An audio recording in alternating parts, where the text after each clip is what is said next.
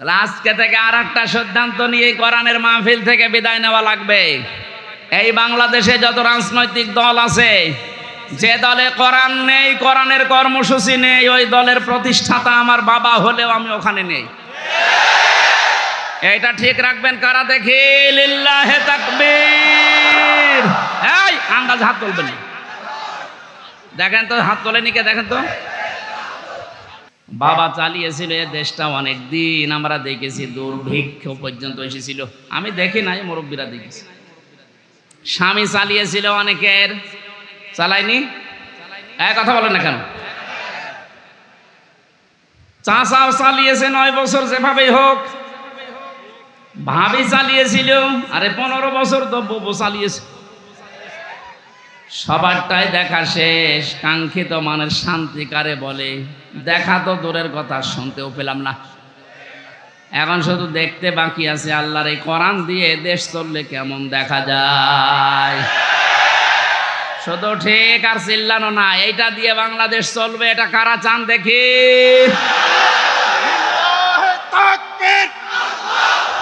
আল কোরআনের আলো সংসদে জালো, বাংলাদেশ জামাত ইসলামী লিল্লাহে তাকবীর। আলহামদুলিল্লাহ। এই কথা যারা এই সামিয়ানার নিচে বললেন, কথা ঠিক থাকবে তো?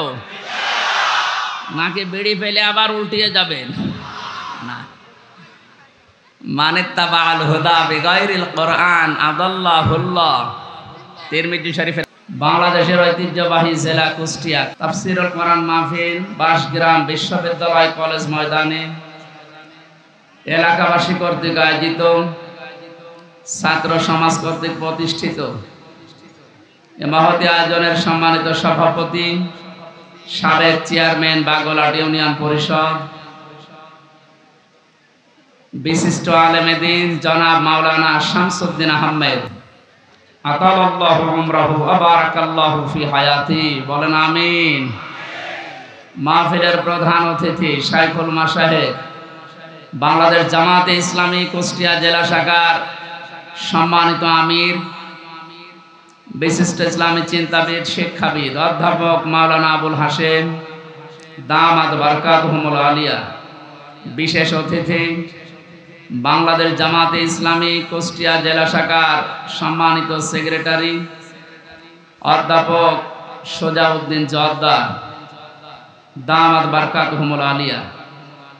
এ মাহফিলে উপস্থিত সম্মানিত ওলামা ইকরাম, সামনে বসা মুসলমান ভাইরা, পর্দার আড়ালের সম্মানিত মা এবং বোনেরা, প্রশাসনের ভাইরা, মনে হয় আর বলা লাগছে না, কারণ না হলেও এখন আর সমস্যা হচ্ছে না। তারপরেও যখন এসেছে বলি নাকি এসেছে না, দেখলাম তো আমার পেছনে প্রশাসনের ভাইরা, এরা যে আর ঝামেলায় আছে এখন তো আমরা দেখতে পাচ্ছি। আমার বাড়ির নিচতলায় এক পুলিশ ভাড়া থাকে, 5 তারিখের পর যে কোথায় গেছে আল্লাহ জানে আর ও জানে। দাল মত জাতি বর্ণ ধর্ম নির্বিশেষে কোরআন শুনতে যারা এসেছেন, এটা এখন ইবাদত চলছে। এটা কি বলেন তো? ইবাদতে তো একটু কথা বলা যায়। নামাজ একটা ইবাদত না? বলেন না কেন? এই ফ্যান কয়েকটা আছে, গুনে নেওয়া যায়। নামাজের ভেতরে দিকে দিকে তাকানো যায়। নামাজ যেমন ইবাদত মনে করছেন, এখানে 1 ঘন্টা ব্যয় করা, এটা পুরাটা ইবাদত। কথা বুঝতেছেন? এই ইবাদতটা আমরা অনেকে বুঝি না। এখানে যে ইবাদত চলছে এটা মানেন তো? মানেন আপনারা? ইবাদত যেভাবে করা লাগে, কষ্ট হলেও ওইভাবে থাকবেন। দাঁড়িয়ে আছেন থাকেন, বসে আছেন ওখানে বসেন। 1 ঘন্টা আমরা কোরআনে কারিমের, আপনি লিখে দিলেন তাফসীরুল কোরআন মাহফিল, তাফসীর আকারে কথা বলার চেষ্টা চালাবো ইনশাআল্লাহ। যিনি আমাদেরকে এই দিনের বেলায় হাজারো কাজ ছিল সব বাদ দিয়ে কোরআনে কারিম বোঝার জন্য সময় বের করে দিলেন, আলহামদুলিল্লাহ। তিরমিজি শরীফের হাদিস, নবীজি বলেন, মসজিদে নববীতে প্রবেশ করে দেখি বামে কিছু মানুষ আল্লাহর জিকির করছে, ডান দিকে তাকালাম, দেখলাম কিছু মানুষ আল্লাহর কোরআনে কারিম নিয়ে আলোচনা করছে। নবীজি বললেন, 2টা দল ভালো কাজে আছে। তবে সবচাইতে উত্তম কাজে আছে আল্লাহর কাছে তারা যারা কোরআনে কারিম নিয়ে ব্যস্ত আছে। এ মুহূর্তে আমার মালিক আমাকে নির্দেশ দিয়েছেন আমি যেন কোরআনে কারিমের এই জায়গায় শ্রোতা হিসাবে বসে তাদের আলোচনায় লিপ্ত হই। কুষ্টিয়াবাসী, আপনি খেয়াল করলেন কি বললাম?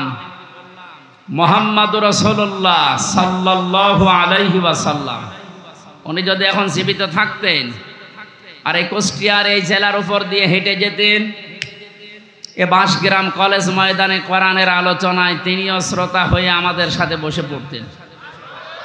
এটা হামজার কারণে, আবুল হাশেমের কারণে, কিসের কারণে বলেন তো? কোরআনের কারণে। যে জায়গায় নবী বসতেন ওই জায়গায় আমি আপনি এখন বসে আছি। কত দামি জায়গা এটা! আর একবার বলেন আলহামদুলিল্লাহ। আল্লাহ রাব্বুল আলামিন বলেন লাইন শাকারতুম লাযিদান্নাকুম ওয়া লাইন কাফারতুম ইন্না আযাবি লাশাদীদ। আমি গতানুগতিক কথা বলি কম, যেটা বলছি বাস্তবের সাথে মিলাবেন। সূরা ইব্রাহিমের ৭ নম্বর আয়াতের শেষের দিকে আছে ১৩ নম্বর পড়ার ১৫ নম্বর পৃষ্ঠার ৭, ৫ আর ৫ নম্বর লাইনে আছে। আল্লাহ পাক বলেন নবী শুকরিয়া যদি আদায় করেন আমি নিয়ামতকে জীবনে বাড়িয়ে দেব, শুধু বাড়িয়ে দেব। এতটুকু কথা আল্লাহ বলে শেষ করে দিতে পারতেন। লামে তাকিদ নুনে সাকিলা, সুপারলেটিভ ডিগ্রি দিয়েছেন আল্লাহ। আল্লাহ এত বড় গ্যারান্টি শব্দ দিলেন যে অবশ্যই আমি আল্লাহ বাড়িয়ে দেব যদি নিয়ামতের শুকরিয়া আদায় করো। জন্মের পর থেকে বাক্যটা আমরা শুনছি, আল্লাহর এই আয়াতটা। আমরা মনে করি নিয়ামতের শুকরিয়া মানে টোটি পর্যন্ত খেয়ে একেবারে ঢেকর তুলে বলবো আলহামদুলিল্লাহ, হয়ে গেল নাকি? এটা তো শুকরিয়া আদায়ের একটা বাক্য মাত্র। কোন মানুষ যদি শুকরিয়া আদায় করতে চায় নিয়ামতের, এই আয়াতের তাফসিরে মুফাসসির লিখেছেন ৩টা শর্ত তাকে মানা লাগবে। ১ নম্বরে তার মুখে স্বীকার করা লাগবে যে হ্যাঁ এটা নিয়ামত। আগস্টের ৫ তারিখের আগে আমরা যেখানে ছিলাম আর আজকে যেখানে আছি এটা পুরাটাই আলাদা। কথা বলে না কেন? এটা কত বড় নিয়ামত! কিছুদিন আগে বাংলাদেশ জামাত ইসলামী কুষ্টিয়া জেলা শাখার উদ্যোগে ৫৫০ আলেমকে এক জায়গায় ডাক দিয়েছিল। সব ঘরানার আলেম সেখানে ছিল। ৫৫০ আলেম ৩.৫ ঘন্টা ৪ ঘন্টা আমরা আলোচনা করেছি। কোনো বাধা নেই, কোনো চিন্তা নেই, মনের ভেতরে কোনো আতঙ্ক আমরা হইনি। অথচ আগস্টের ৫ তারিখের আগে ৫৫০ না ৫.৫ জন এক জায়গায় হলে 10টা মামলা হয়ে যেত, বিশেষ করে আলেমরা। কথা বলে না কেন? কোন জায়গা থেকে আমরা কোন জায়গায় আসলাম টের পাচ্ছেন? পরাধীন এবং স্বাধীন দুইটা শব্দ। স্বাধীন দেশে বসবাস করেও আমরা অনেকেই এতদিন পরাধীন। এখন যেহেতু স্বাধীনতার কিছুটা সুখ পেয়েছি, এই জন্য নিয়ামত হিসাবে মনে করছি, আমরা স্বীকার করে নিলাম যে হ্যাঁ এ মুক্ত জীবন, এটা নিয়ামত। দ্বিতীয় নম্বর, আপনার মনের ভেতরে একটা আনন্দ লাগবে, যেটা আমার লাগছে। কিন্তু এদেশে সবার এই আনন্দ লাগছে না। ১০০ জনের ৮০ জন মানুষ আমরা এখন আনন্দিত, খালি ২০ জন মানুষ বলছে আপা ঘাবড়াবেন না। ২০ জনের অবস্থা এরকম, আপা ঘাবড়াবেন না। আপনি ঘাবড়ালে আমরা নরম হয়ে যাই। এর সংখ্যা কয়জন? মাত্র ২০ জন। আমরা ৮০ জন কিন্তু এখন খুশি, আনন্দে আছি। মনের ভেতরে একটা অজানা সুখ আমাদের ভেতরে দোল দিচ্ছে। এই আয়াতের তাফসিরে মুফাসসির আরেকটা তথ্য দিয়েছে, মানুষ যখন খুশি হয় তখন তার বাম স্তনের 2 আঙ্গুল নিচে একটা গোস্তের টুকরা আছে, যেটা আমরা খলব বলে জানি। ওটা তখন আনন্দে লাফাতে থাকে, শরীরের পশমগুলো খাড়া হয়ে যায়। আল্লাহ পাক বলেন আমার সালাম নামের খাতিরে তাদের ভেতরে একটা শান্তির বাতাস আমি বইয়ে দেই। জোরে বলেন আলহামদুলিল্লাহ। আমি আমার ইমান থেকে বলছি এটা আমি পেয়েছি, সুতরাং 2 নাম্বার শর্ত হয়ে গেছে পূরণ। 3 নাম্বারটা কি? যে জন্যে নিয়ামতটা পেয়েছি ওই কাজটা ওই জায়গায় পৌঁছিয়ে দেওয়া লাগবে। বৈষম্য বিরোধী ছাত্র আন্দোলন আপনি লিখে দিয়েছেন পোস্টারের উপরে, শহীদদের আত্মার মাগফেরাত কামনায় আয়োজন। ওরা যে 9টা দাবি নিয়ে 1000-এর উপরে দেশে জীবন দিয়ে গেল, যে উদ্দেশ্য নিয়ে জীবন দিয়েছে ওই উদ্দেশ্যকে পূর্ণতায় পৌঁছাতে হলে আল্লাহর এই কালাম লাগবে। মান ক্বালা বিহি সাদাকা, যারা কোরআন দিয়ে কথা বলে এরা সত্য কথা বলে। আমান হাকামা বিহি আদালা, কোরআন দিয়ে যারা বিচার করে নবীজি বলেন এরাই ন্যায় বিচার কায়েম করতে পারে। 53 বছর কোরআনে কারিমের বিচার এদেশে এখনো পর্যন্ত আমরা দেখিনি। এই জন্য ন্যায় বিচার শুধু নামে শুনেছি, পাইনি। বিশেষ করে এই 16 বছরে কত মানুষ আমাদের সামনে এ বক্তব্য বহুবার দিয়েছে যে আমরা ন্যায় বিচার কায়েম করতে পেরেছি। এটা ডাহা মিথ্যা কথা। ন্যায় বিচার কায়েম করা সম্ভব তখন যখন কোরআনে কারিম এদেশের সংসদে চলবে।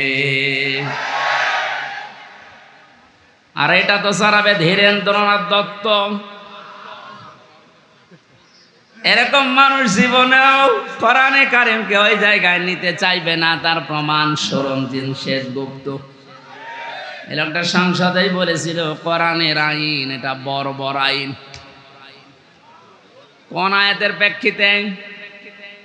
সূরা মায়েদার 38 নম্বর আয়াত যখন সংসদে কে যেন বলেছিল, ওই সময় দেখলাম রিয়েক্ট করেছে, আস-সারিকু ওয়াস-সারিকাতু ফাকতাউ আইদিয়াহুমা জাযাম বিমা কাসাবা নাকালাম মিনাল্লাহ ইলা আখিরি আয়াত। আল্লাহ পাক বলেন চর পুরুষ হোক আর নারী হোক সাক্ষ্য প্রমাণে যদি ধরা পড়ে তাহলে তার হাত কেটে দাও, এটা দুনিয়ার শাস্তি। এই লোকটা এই আয়াতকে বর্বর আইন বলেছিল, কারণ হচ্ছে তার ওই যে কালো বিড়াল পাবার পরও বলেছিল না হবে না। প্রমাণ করার জন্যে তদন্ত কমিটি গঠন করেন। প্রমাণ হয়েছে, হাতে নাতে ধরা পড়ার পরেও আবার কিসের দুর্নীতি দমন কমিশনের হাতে দেওয়া লাগবে, কিসের তদন্ত কমিটি গঠন করা লাগবে। জেনেছিল যে না, এ আইন যদি বাংলার সংসদে একবার কায়েম হয়ে যায় আমি গুপ্তর হাত থাকবে না। এজন্য গুপ্ত মার্কা যারা, তারা কোনোদিন চাইনি এ দেশে কোরআনের এই আইনটা সংসদে যাক। এটাকে বর্বর আইন বলে তারা যাদের হাত থাকার কথা না। কথা বলেন না কেন? এই জন্য যতদিন পর্যন্ত কোরআনে কারিমের এই নিয়ম নীতিগুলো সংসদে নিয়ে যেতে না পারবেন ততদিন শুধু ন্যায় বিচার মুখে শুনবেন, বাস্তবে পাবেন না। আমরা চাই কোরআনের আইনগুলো 56,000 বর্গ মাইলের দেশে 100 ভাগ চালু হোক। আর ন্যায় বিচার কারে বলে আল্লাহ যেটা গ্যারান্টি দিয়েছে ওটা যেন আমরা দেখতে পাই। কথা বলেন ঠিক কিনা? কুষ্টিয়াবাসী নরম ভাষায় একটা কথা বলছি। 53 বছর তো আমরা অনেকে অনেক কিছু দেখলাম। রাজনীতি মনে না করে বাস্তবতার সাথে একটু মিলান তো। বাবা চালিয়েছিল এ দেশটা অনেক দিন, আমরা দেখেছি দুর্ভিক্ষ পর্যন্ত এসেছিল। আমি দেখি নাই, মুরব্বীরা দেখেছি।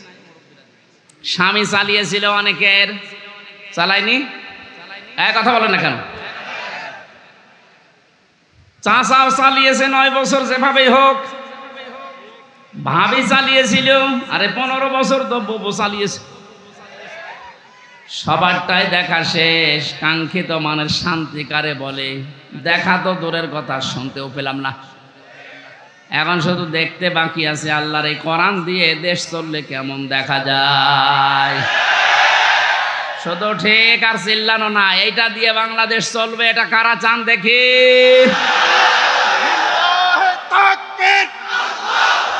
আল কোরআনের আলো সংসদে জালো, বাংলাদেশ জামাত ইসলামী জিন্দাবাদ, জিন্দাবাদ।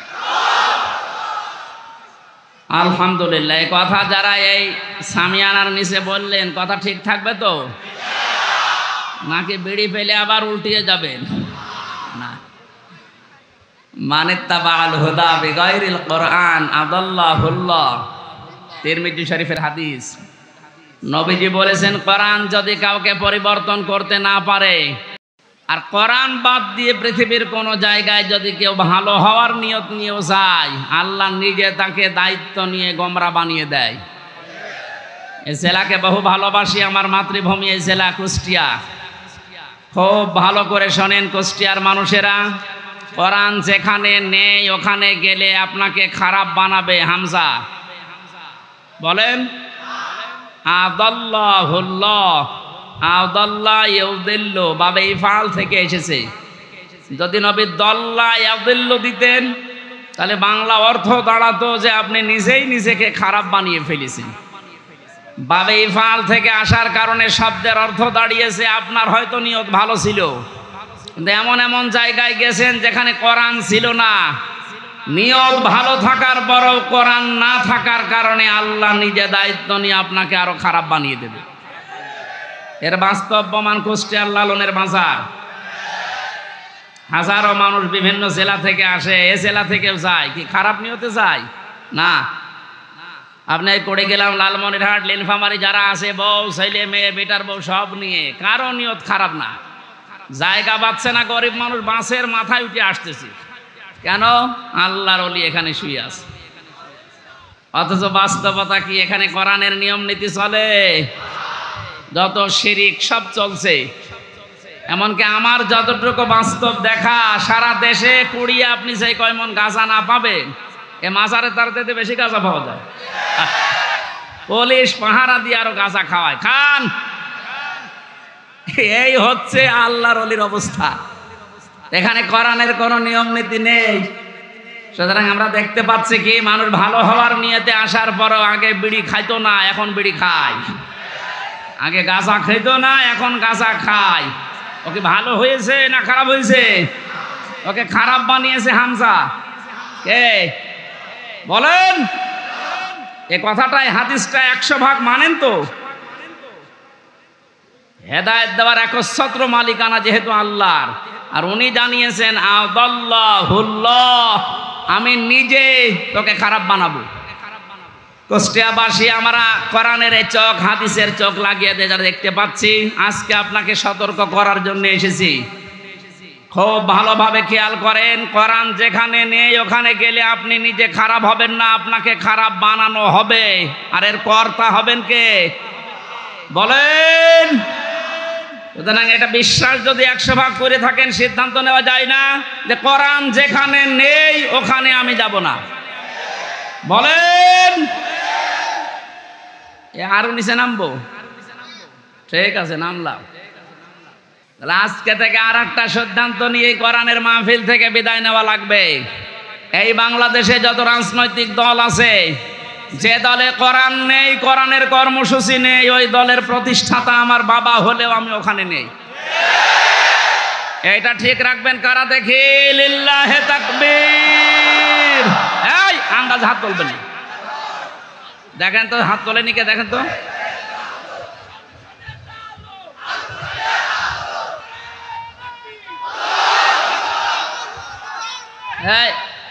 ঠিক আছে, যাক, ওয়াজ তো হয়ে গেছে, এবার মনোযোগ করে দিন। আর কি ওয়াজ করব? এর উপরে আর কোনো ওয়াজ আছে? এইটা যদি আমার মনে হয়, কালকে আমি চুয়াডাঙ্গায় ছিলাম শহরের পাশে, ওখানে মনে হয় NSI রিপোর্ট দিয়েছে যে 5 লাখ মানুষ ছিল। এত মানুষ হয়েছে আমার জীবনে আমি অত মানুষ দেখি না এক জায়গায়। কালকে ওই জায়গায় যে হাত তুলেছে, আমার মনে হয় ওই মানুষগুলো যদি আগামী সময়ে এই কথাটা ঠিক রাখে যে যেখানে কোরআন নেই সেখানে আমি নেই, তাহলে এই দেশে আমার মনে হয় কয়েকটা দল বাদ দিয়ে বাকিগুলো সব আউট হয়ে যাওয়ার কথা। এই 5 লাখ মানুষ কালকে হাত তুলেছে, এর ভেতরে অন্তত যদি 1.5 লাখও ঠিক রাখে, তাও তো ওই আসনটা অন্তত কোরআনের হাতে চলে যায়। 1.5 লাখও ঠিক রাখবে না? দেখবেন বিড়ি আর বাকি জিনিস পেয়ে সব আল্লাহর রাস্তায় চলে গেছে। তা আমরা কুষ্টিয়ার মানুষ, আমরা চুয়াডাঙ্গা না, আমার চরিত্র অত ঝামেলা নেই। আমরা ইনশাল্লাহ ঠিক রাখবো, বলেন। যত জেলায় গেছি হাদিসটার ব্যাখ্যা যত জায়গায় করেছি, আমার মনে হয় মানুষগুলো যদি যারা হাত তোলে শুধু এরাও যদি ঠিক রাখতো, তো বাংলাদেশে সেই 11 সালের পর থেকে যা শুরু হয়েছে আমার আলোচনা, ওই সময় দেশে ইসলাম কায়েম হয়ে যাওয়ার। কোরআন নেই, আমি সেখানে নেই, তাহলে কোনো দল টিকবে? আগে দেখবেন যে কোরআনের কর্মসূচি এই দলের ভেতরে আছে কিনা। অনেক দলের ভেতরে আমরা কোরআন দেখতে পাই, কিন্তু কোরআনের আয়াত পড়ে চলে যায় বাইপাস কাটিয়ে অন্যদিকে। বিভিন্ন দরবার কেন্দ্রিক যে আলোচনাগুলো আমরা দেখি, আয়াত পড়ে ঠিক, কানে হাত দিয়ে কুল হুয়াল্লাহু আহাদ, তাফসীর মাহফিলে, ওয়াজ মাহফিলে, ইসালে সাহাবে আয়াতটা পড়ে, কারণ জানে যে আয়াত পড়লে তিনবার পড়লে এই সূরাটা এক খতম কোরআন শরীফ পড়ার সওয়াব হয়, এই নিয়তেই পড়ে। পড়ার পরে বাস্তবতা দেখি, হে নবী আপনি বলেন আল্লাহ এক। এবার আস্তে করে কাটছাট করে চলে যাচ্ছে উনি কুষ্টিয়ার বাইপাস দিয়ে। এবার বলে এ নবী কোন নবী? নিজেই বলে নবী ফাতেমার বাবা। এ ফাতেমাকে? হোসাইনের মা। হোসাইন মানে আমার সাথে যে হুজুরটা থাকে ওইটা, হযরতে হাসান হোসাইনের মা। এ হোসাইনের মা উনি কি করেছিলেন? হোসাইন শাহাদত বরণ করেছিলেন কারবালায়। এবার আপনাদেরকে আমি কারবালার ঘটনা শোনাবো মাত্র 2 ঘন্টা। আয়াত পড়েছিল কি? কুল হুয়াল্লাহু আহাদ, আর তাফসীর হচ্ছে কারবালার। তাও তো কারবালার যে 27টা শিক্ষা আছে ওইগুলো যদি সামনে নিয়ে আসে তাও তো মানায়। এমন এমন কথা হোসাইনের নামে চালিয়ে দেয়, হাসানের নামে, যেগুলো কোরআন হাদিসের বাস্তবতা ইতিহাসে কিচ্ছু নেই, ও ভণ্ডরা সব বানায়। আর আমরা গ্রাম্য মানুষ বিভিন্ন জায়গায় বসে বসে শুনি আর বলি যে হ্যাঁ ওয়াজ হচ্ছে, এই তো ওয়াজ হচ্ছে। এখানে কোরআনে কারীম কথা বলে ঠিক, কিন্তু কোরআন থেকে যে কথা আল্লাহ জানাতে চেয়েছেন কুল হুয়াল্লাহু আহাদ দিয়ে তার ওয়াহাদানিয়তের কথা, তার একাত্মবাদের কথা, এই কথাগুলোর যদি আহাদুন শব্দের, ইলাহুন শব্দের ব্যাখ্যা আমরা জনগণকে সঠিকভাবে শোনাতে পারতাম, এদেশের মানুষ আমার মনে হয় অনেকে পরিবর্তনের চেষ্টা করত। কালকে 2 জন যারা মুসলমান হয়েছে চুয়াডাঙ্গায়, অশিক্ষিত মানুষ না, 2 জনে শিক্ষিত। ওখানে আমার শব্দের ব্যাখ্যা ছিল ইলাহ শব্দের সাইয়্যিদ আবুল আলা মওদুদি রহমতুল্লাহ আলাইহের, ওনার একটা লিখিত বইয়ের ওপরে কালকে আলোচনা ছিল আমার। উনি ইলাহ শব্দের ব্যাখ্যা যেভাবে করেছিলেন, ওই শব্দের অর্থগুলো বাস্তবের সাথে যখন মিলিয়েছি, বলে একটা হিন্দু, তাও কট্টর হিন্দু, খুব যত্ন সহকারে পূজা করে। আমাদের মুসলিমদের ভেতরে প্র্যাকটিসিং মুসলিম যেমন খুব বেশি অ্যাক্টিভ ভাবে যারা ইসলাম মানে, এই রকম লোক একটা। কথা শেষ করার পরে আমি জিজ্ঞাসাও করেছিলাম যে কি আপনি মুসলমান হয়ে গেলেন কেন? আপনি যেভাবে বুঝিয়েছেন আমি এতদিন পর্যন্ত ভাবি নাই, কারণ আমরা এইভাবে পড়াশোনা করার সুযোগ পাই নাই। আমাদের যে ধর্ম, ওই ধর্মে আমাদের কিতাবগুলো আমাদের পণ্ডিতরা ছাড়া, ধর্মের গুরু ছাড়া আমাদের পড়তে দেয় না। ইলা শব্দের যে অসারতার ব্যাখ্যা দিয়েছিলেন যে পৃথিবীর বহু ইলা আছে, আন্দাজে ইলা দাবি করে থাকে, ওদের কোনো কর্মক্ষমতা বাস্তবতা কিচ্ছু নেই। শেষ পর্যন্ত আমার বিবেকে নাড়া দিয়েছে, এই সত্যকে সত্য না মেনে মারা গেলে আমি নিজেকে ক্ষমা করতে পারবো না। দেন আপনি আমার ইসলামে দীক্ষিত করে দেন, জোরে বলেন সুবহানাল্লাহ। এই জন্য আমরা কোরআনে কারীম যেখানে নেই, আজকে থেকে আপনি সিদ্ধান্ত যখন নিয়েই ফেলেছেন যে অন্য কোনো জায়গায় আর যাবেন না, আজকের এই মাহফিল আমার মনে হয় যদি ঠিক রাখতে পারেন হাতটা, এই আলোচনা, এই আয়োজন সাকসেস। জোরে বলেন সুবহানাল্লাহ। দরুদ আর সালাম পাঠ করে আজকের তেলাওয়াতকৃত আয়াত, যদিও এটা একটা সম্ভাবনা বাস্তবতা নিয়ে সামনে আল্লাহ আয়াতটা নাজিল করেছিলেন সূরা কাসাসের 85, 84, 83, 84 এই আয়াতগুলো। এখানে আল্লাহ রাব্বুল আলামিন কিছু মানুষকে পরকালের যে ঘর আছে, যে বিশাল জীবন আমাদের সামনে পড়ে আছে আমাদের চোখ বন্ধ হওয়ার পর, এখানে মানুষের জন্য আল্লাহ যে ঘর তৈরি করবেন, কাদেরকে কাদেরকে এই ঘরগুলো আল্লাহ দেবেন তার বর্ণনা আল্লাহ দিয়েছেন এই আয়াতে। আমরা যেহেতু শুধু দুনিয়াদার না, আমাদের সামনে আরেকটা জগৎ আছে, এটা আমাদের বিশ্বাসে আছে না নেই? কুল্লু নাফসিন যায়িকাতুল মাউত ওয়া ইন্নামা তুওয়াফাউনা উজুরাকুম ইয়াওমাল কিয়ামাহ ফামান যুহজিহা আনিন নার ওয়া উদখিলাল জান্নাতা ফাকাদ ফাজ ওয়া মাল হায়াতুদ দুনিয়া ইল্লা মাতাউল গুরুর। কুষ্টিয়াবাসী, সূরা আলে ইমরানের 85 নাম্বার 185 নাম্বার আয়াতটার দিকে তাকান। আল্লাহ পাক বলেন, পৃথিবীর যা সৃষ্টি করেছি, জীবন যারে দিয়েছি তারে মরণ দেবই, সবাইকে একদিন মারা লাগবে। মারা যাওয়ার পরে দুনিয়ার জীবনে যে যা করেছে তার পারিশ্রমিক উজরত পুরস্কার আমি পরিপূর্ণ করে দেব। আমার তো মনে হয় একজন মানুষ যারা আল্লাহর প্রতি, পরকালের প্রতি বিশ্বাস হালকা পাতলাও আছে, এই মানুষের জীবনে আয়াতের দ্বারাই পরিবর্তন হয়ে যাওয়া সম্ভব। যে আমি যত কিছুই করি, কাল বাহানা যাই করি, আমার কিন্তু মরা লাগবে, এ বিশ্বাস মানুষের ভেতরে 100% তৈরি হলে ওর জীবন পরিচ্ছন্ন হতে আস্তে আস্তে সম্ভব। কারণ যে যা করছে এটা কিন্তু বাদ যাবে না। ফামাই ইয়ামাল মিসকালা দাররাতিন খায়রান ইয়ারা ওয়া মাই ইয়ামাল মিসকালা দাররাতিন শাররান ইয়ারা। কোন মানুষ যদি যাররা পরিমাণও ভালো মন্দ কাজ করে দুনিয়ায়, কিয়ামতের দিন সে পাবে কি পাবে? এর আগে যত তাফসীর আমি দেখেছি, পুরাতন ওল্ড তাফসীর, মুফাসসিরিন গ্রামে ইয়ারা শব্দের ব্যাখ্যায় দিয়েছেন যে কিয়ামতের দিন আপনাকে দেওয়া হবে, এতটুকুই শেষ। আধুনিক তাফসীর যারা বের করছেন, দেওয়া হবে এখানে লেখা নেই, ইয়ারা মানে চোখ দিয়ে দেখা। দুনিয়াতে আপনি ভালো মন্দ যাই করেন না কেন, যতটুকু করেন কিয়ামতের ময়দানে ওইটা আপনাকে ভিডিও ক্লিপ আকারে আল্লাহ দেখাবে। জোরে বলেন আল্লাহু আকবার। এটা যদি 100% কেউ বিশ্বাস করে, সে নিজের স্ত্রী বাদ দিয়ে কোনোদিন হোটেলে রাত কাটাবে? এদেশে কাটাচ্ছে না? কথা বলেন না কেন? 5 তারিখের পর থেকে আজকে এই 9 তারিখ, এই কয়েকদিনের ভেতরে আপনি দেখেছেন কি অবস্থা। যত যত বড় বড় মহারথী দেখতাম, ওদের চরিত্র দিয়ে এত নিচে নামতে পারে আমার বিশ্বাস ছিল না। বিশেষ করে দরবেশ তাহলে এত নিচে নামবে, অন্যের বউ ভাগিয়ে উল্টাপাল্টা কাজ চালিয়ে যাচ্ছে।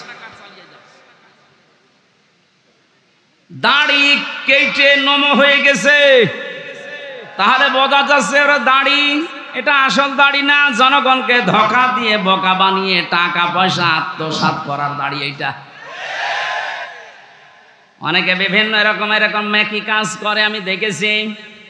কুষ্টিয়া না হালসায় যেন ওই যে 12 সাল 11 সালের দিকে এক দোকানে তেল নিচ্ছে এক লোক, দেখলাম বারবার তেলে মাপে কম দেয়। ঘুরে এসে ওরে বললাম, চাচা আপনি একটা কাজ করলেন কেন? আপনি তো বারবার এভাবে তেল মেপে দেন, ওই লোকটা তো বসে নাই, একটু আলাপ হলা, তা আপনি এসে তো টের পান যে কি করলেন। কিছুক্ষণ আগে নামাজ পড়ে আসলেন, টুপি এখন আপনার মাথায় আছে, আর আপনি বারবার ওজনে কম দিচ্ছেন। নামাজ পড়ার এই হাল। পকেট থেকে একটা সাদা টুপি বের করে বলছে, বেশি বজো, এটা আমার তেল বেচা টুপি আর এটা নামাজ পড়া টুপি।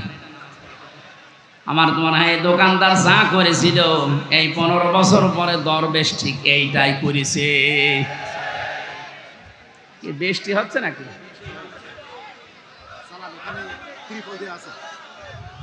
এখানে ত্রিপল দেয়া থাকলে হবে, বাকিগুলো ভেজবে। সুবহানাল্লাহ আলহামদুলিল্লাহ লা ইলাহা ইল্লাল্লাহ। এই কিছু মানুষ বাড়ি চলে যান, যারা ভেজে যাচ্ছেন বাড়ি চলে যান। এর ভেতরে যারা আছে অন্তত পানিতে ভিজবে না তারা থাকেন, বাকিগুলো বাড়ি চলে যান। কালকে ইউটিউব থেকে নামিয়ে নেবেন, যান বাড়ি চলে যান। এ তো যায় না দেখছি।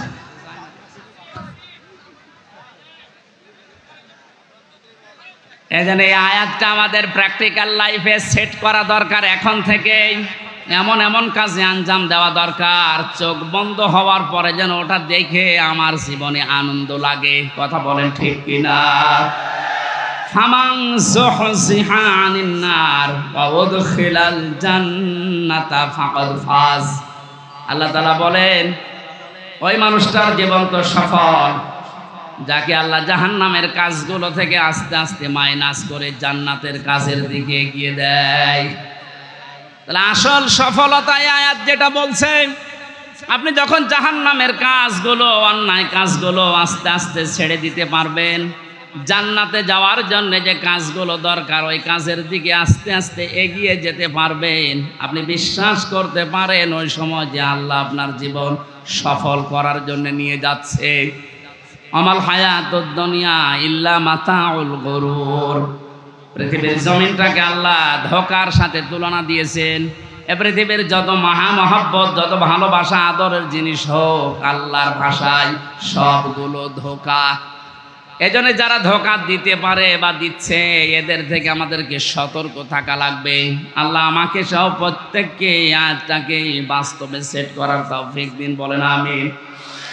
কিন্তু বিশাল জগৎ একটা সামনে, ওই জগৎ সম্পর্কে আল্লাহ একটু তুলনা দিয়েছেন। তিলকাদ্দারুল আখিরাতু নাজআলুহা লিল্লাযীনা লা ইউরিদুনা উলুওয়ান ফিল আরদি ওয়ালা ফাসাদা। আখিরাতের যে বিশাল জীবন তাদের সামনে পড়ে আছে, আমি আল্লাহ ওই জীবনে ঘর তৈরি করি তাদের জন্যে। নাজআলুহা লিল্লাযীনা লা ইউরিদুনা উলুওয়া। দুনিয়ায় যারা উলু প্রকাশ করে না, উলু মানে, উলু শব্দের শাব্দিক অর্থ হচ্ছে কি? হনুরে, হনুমান হয়ে গেছে। যেটা বাস্তবতায় 16 বছর আমরা দেখেছি, অনেকের পা মাটিতে পড়তো না, কি হনুরে, এই কথা বলে না কেন? সুতরাং এই উলু যারা প্রকাশ করেছিলেন এতদিন, তাদের জীবন শেষ, তার দুনিয়াও শেষ, আখিরাতও শেষ। দুনিয়া শেষ হয়েছে, তার বাস্তব প্রমাণ এই কয়েকদিনে দেখতে পাচ্ছেন না? কত নিচে নামালে আল্লাহ এত অপমান করে মানুষকে। সুতরাং আমরা যারা এখন আছি, আয়াত থেকে শিক্ষা নেব, দুনিয়ার কোন জায়গায় যেন আমরা অহংকার প্রকাশ না করি, সে যে বিষয় হোক। সে বংশের অহংকার, পোশাকের অহংকার, এলেমের অহংকার, রাজনীতির অহংকার, পৃথিবীর জীবনে যত দিক আর বিভাগ আছে, কোন জায়গায় যেন আমি অহংকার প্রকাশ না করি। এটা মানা যাবে তো ইনশাআল্লাহ? যারা করেছিল তাদের সব আল্লাহ শেষ করে দিয়েছে। আখিরাতের ঘর তাদের জন্য নেই। সামনে যদি এরকম কেউ আসে, তারা যেন এটা থেকে শিক্ষা নেয়। উলুওয়ান ফিল আরদি, জমিনে যারা অহংকার করে, উলু করে, মানুষগুলোকে আল্লাহ আখিরাতের ঘর থেকে বঞ্চিত করে দেয়। বলেন নাউজুবিল্লাহ। যারা করেছিল তাদের থেকে যদি আপনি এখান থেকে শিক্ষা নিতে না পারেন, আপনাকেও শয়তান কিন্তু পেঁচিয়ে ধরবে, জড়িয়ে ধরবে, অ্যাক্টিভ ভাবে আবার নিয়ে আসার চেষ্টা চালাবে। আমাদের উচিত হচ্ছে আমরা দুনিয়াতে যাই কয়দিন আছি, আমরা উলু প্রকাশ করব না ইনশাআল্লাহ। ওয়ালা ফাসাদা। আল্লাহ বলেন 2 নম্বরে মানুষগুলো দুনিয়ার জীবনে বিশৃঙ্খলা সৃষ্টির চেষ্টা চালাবে না। এই আয়াতটাও বাস্তবে আজ মিলালাম। আগস্টের 5 তারিখ থেকে আজকের এই সেপ্টেম্বরের 9 তারিখ পর্যন্ত প্রায় 11টা বিশৃঙ্খলা তৈরির জন্য অনেকেই চেষ্টা চালিয়েছে, এখনো চলছে। যারা এগুলো করেছিলেন আপনারা থামবেন, আর কেউ যদি চেষ্টা চালান সামনে, আপনি ওখানে এখনই থামেন। দুনিয়া তো জীবন শেষ করে ফেললেন, আখিরাতের ঘর আপনি হারিয়ে ফেললেন। আপনার জন্য আমাদের আফসোস হয়। আমি সেদিন সেলাইদা বাজার মাঠ না কোন জায়গায় যেন বলেছিলাম, অনেকেই বলছে হুজুর ওদের মাফ করে দেন না। মাফ নাই, আমি করে দিলাম। কিন্তু আল্লাহ রাব্বুল আলামিনের কোরআনে কারীম জানিয়েছে, যারা জুলুম করেছেন পৃথিবীতে মানুষের উপরে, তারা কিন্তু হামজা আর মামলার আসামি না, তারা আল্লাহর মামলার আসামি। সূরা শুরার 42 নম্বর আয়াত, প্রথম অংশ। 25 নাম্বার পারার 6 নাম্বার পৃষ্ঠার 12-13 নাম্বার লাইনে আছে, ইন্নামাস সাবিলু আলাল্লাযীনা ইয়াযলিমুনান নাস। অবশ্যই যারা মানুষ হয়ে মানুষের উপরে জুলুম করছে, করবে, এটা মজারে, বর্তমান, ভবিষ্যৎ, প্রেজেন্ট, ফিউচার। এখন যারা জুলুম করছেন, 5 তারিখের পর থেকে জালেম বিদায় হওয়ার পরেও আমরা দেখলাম অনেকেই আবেগে বা নির্যাতনের শিকার হয়েছিলেন, এই কন্ট্রোল না করতে পেরে জুলুমের খাতায় নাম লিখিয়েছেন। এটা আপনি ঠিক করেননি, থামেন। ওরা জালেম হয়ে দুনিয়া আখিরাত সব নষ্ট করে ফেললো, আপনিও যদি ওদের পথ অবলম্বন করে নিজের দুনিয়া আখিরাত ধ্বংস করে ফেলেন, ওদের ভেতরে আমাদের ভেতরে পার্থক্য থাকলো কি বলেন? আমাদের উচিত হবে আমরা যেন কোনো মানুষের উপরে জুলুম না করি, কারণ জুলুম যে করে এটা এত ঘৃণিত শব্দ। আল্লাহ বলেন আমি নিজে তার নামে মামলা দায়ের করব। ব্যারিস্টার আরমান এবং আমান আজমি ভাই সহ যত মানুষ এখন আস্তে আস্তে জুলুমের শিকার থেকে বের হচ্ছে, এদের যে বর্ণনাগুলো, এ বর্ণনা শুনলে বোঝা যাচ্ছে তাদের উপরে জুলুম হয়নি। আস্তে বলেন। যারা এই জুলুমের সাথে জড়িত, এখনো পর্যন্ত যদি এই সঠিকটা জানার পরেও, স্পষ্ট দেখার পরেও কেউ জালেমের সাফাই গায়, জালেমের পক্ষে অবলম্বন করে, জালেমকে ভালোবাসে, সাহায্য করে, সহযোগিতা করে, জালেমকে আবার চেষ্টা চালায় প্রতিষ্ঠিত করার, তিরমিজি শরীফের হাদিস অনুযায়ী নবীজি বলেন সে আমার উম্মত থেকে বের হয়ে যায়। এই জন্য আমরা যেন এরকম কিছু না করি, যেন ওর উম্মতি আমি থাকতে পারি না, দুনিয়া আমার শেষ, আখিরাতও যেন ধ্বংস হয়ে না যায়। এই আয়াত থেকে আমার যে বিশ্বাস, বাংলাদেশে 1628 জন মানুষ মেন দায়িত্বে ছিল যারা সরাসরি জুলুমের সাথে জড়িত। কথা বলে না? একেবারে উপর থেকে শুরু করে আমার ইউনিয়নের চেয়ারম্যান, আমার ইউনিয়ন বলা ঠিক হবে না, অন্য ইউনিয়ন বলি, কারণ এটা রেকর্ড হচ্ছে, সমস্যা হবে।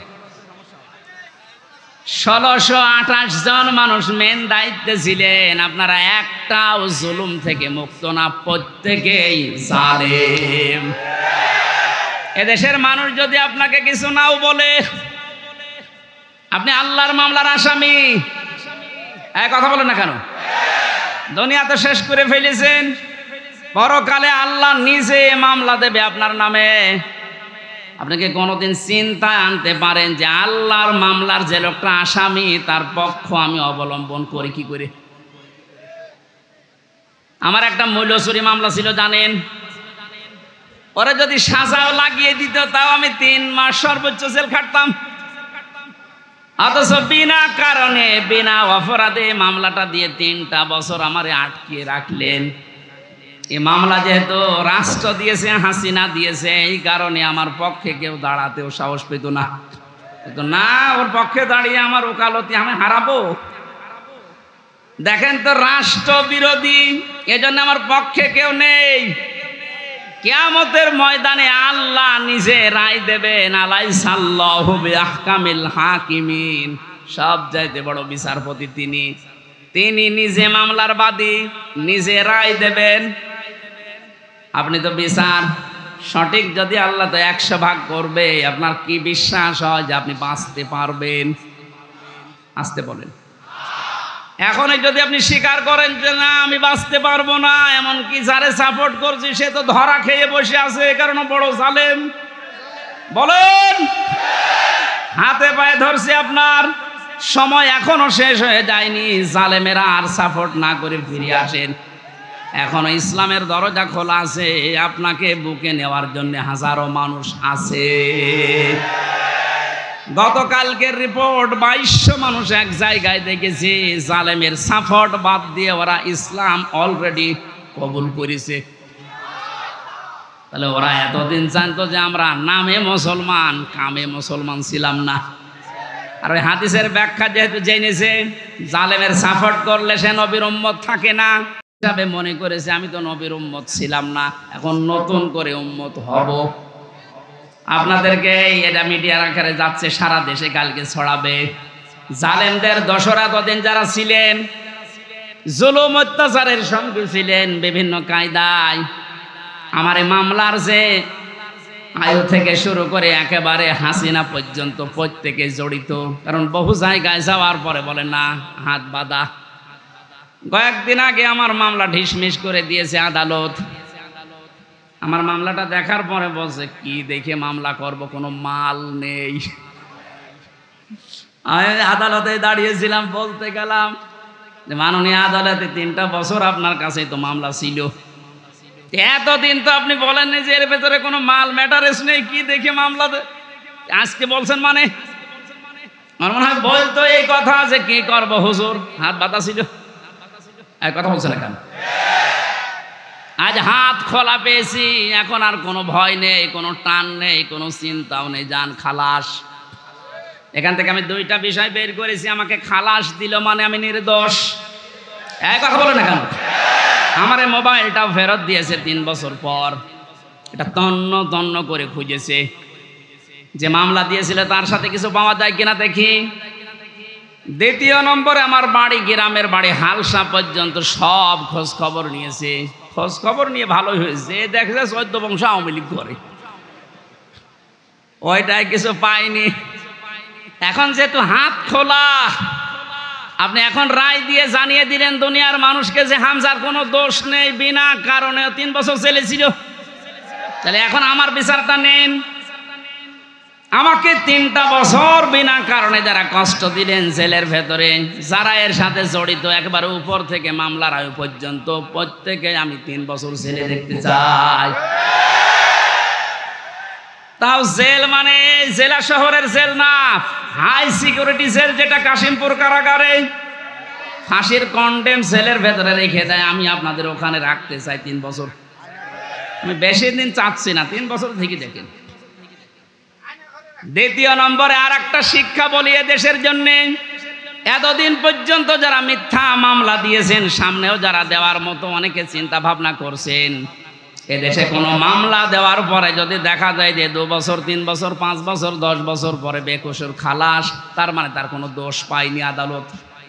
কথা বলে না কেন? এরকম যদি কেউ নিরপরাধ খালাস পেয়ে যায়, যারা মামলা দিয়েছে, যারা সাক্ষী দিয়েছে, যারা এর সাথে জড়িত, প্রত্যেককে জরিমানা করা লাগবে। আমার কথার অর্থ বোঝেন? আপনি বিনা কারণে কাজ করবেন কোন কারণে? মামলার বাদী যেহেতু রাষ্ট্র ছিল, এজন্য কেউ আমার পক্ষেও দাঁড়ায় না, রায় তো দূরের কথা। আল্লাহ নিজে মামলার বাদী, নিজে রায় দেবেন, নিজে বিচারপতি। বলেন এবার আপনার অবস্থা কি হবে? আর আমি জেনে শুনি আপনার মতো এত বড় জালেমের পক্ষে যাব, আমার বিবেকের ওপর কি কুকুরে পোশাক করিস? আশা করছে আপনি ফিরে আসবেন, জীবনে যতদিন বেঁচে আছেন কোন জালেমের পক্ষে থাকবেন না। এটা মানবেন তো? দুনিয়ায় যারা অহংকার করে, ক্ষমতার অহংকার হোক, সম্পদের অহংকার হোক, যে কোনো জিনিসের, তাদের জন্য জান্নাতে আল্লাহ ঘর বানাবেন, আমাদের আখিরাতের ঘর শেষ। ওয়ালা ফাসাদা, যারা বিশৃঙ্খলা তৈরি করার জন্য এখনো বিভিন্ন ইস্যু তৈরি করছেন সামনে, বাস্তবে আমরা যেটা দেখতে পাচ্ছি, সংখ্যালঘু দিয়ে ওরা চেষ্টা চালিয়েছিল, পারে নাই, হালে পানি নাইনি। কারণ বাংলাদেশ জামাত ইসলামীর শ্রদ্ধাভাজন আমির ডাক্তার শফিকুর রহমান, দেশে সংখ্যালঘু সংখ্যাগুরু বলে কিছু নেই। বলেন 96% মুসলমান আমরা, তাতে কি হয়েছে? আমির হামজা আমার কাছে যেমন, ওই ননী গোপালও আমার কাছে ওই রকম, কোনো পার্থক্য নাই দুইজনের। সুতরাং এই কু তৈরি করে ওরা যখন পারে নাই, তখন চালিয়েছিল প্রধান বিচারপতিকে দিয়ে একটা তোড়জোড় তৈরি করে এ দেশকে অস্থিতিশীল করার জন্য, কিন্তু পারে নাই। এরপরে লাগিয়েছে আনসার। কিসের আনসার? পুলিশ ছাড়া যদি 1 মাস 5 দিন চলতে পারে দেশ, আনসার ছাড়া চলবে 1 আর 2। কোনো দরকার নেই, যারা দায়িত্বে আছেন বাহিনীকে বিলুপ্ত করে দেবে। 42,000 লোক নিয়োগ হয়েছে এই বাহিনীতে কয় বছরে, তার 35,000 হচ্ছে গোপালগঞ্জে।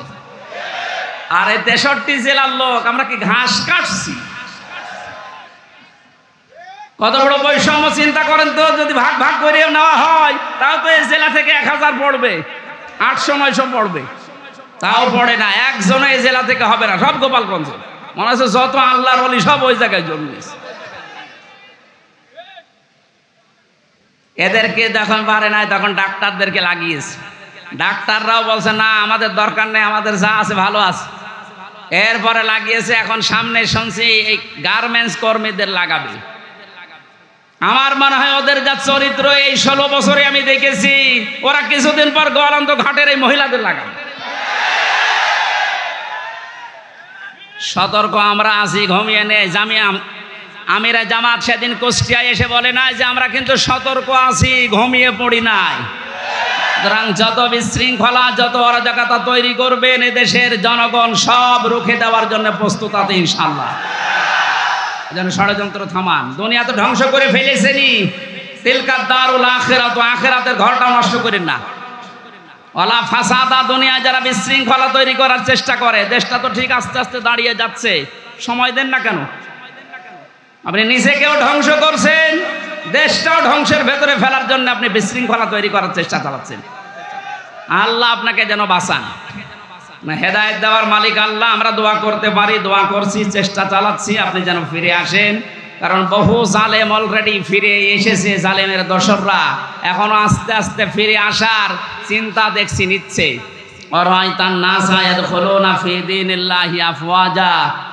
আল্লাহর সাহায্য যখন আসবে, বিজয় তখন আসবে। আমরা বিজয়ের প্রথম ধাপ দেখতে পাচ্ছি, দলে দলে পালে পালে মানুষ আজ ইসলামে আসতেছে। জোরে বলেন আল্লাহু আকবার। এ ধারা অব্যাহত থাকুক। কিছুদিন পরে দেখবেন এ দেশে 100 ভাগের 51 ভাগ মানুষ যদি চায় যে রাষ্ট্র এই কোরআন দিয়ে চলুক, কোনো মহারতে আর বাধা দিয়ে ঠেকাতে পারবে না। আমরা ওইটাই দেখতে চাচ্ছি সামনে। কথা বলেন ঠিক কিনা? সম্মানিত মা বোনেরা, কোনো জুজুর ভয় পাবেন না। আমির জামাত অলরেডি ঘোষণা দিয়েছে, মেয়েদেরকে জুজুর ভয় দেখিয়ে ইসলামী আন্দোলন একামতে দিন সম্পর্কে উল্টাপাল্টা ধারণা দেয় দেশের রাম আর বামরা। কি করেছে আপনার পক্ষে 13টা সংগঠন? নারী পক্ষ, নারী স্বাধীনতা আন্দোলন, নারী বিপ্লব পরিষদ, নারী মুক্তি পরিষদ, কত নাম দেখেন তো। কোন নারীর গ্যারান্টি আছে দেশে?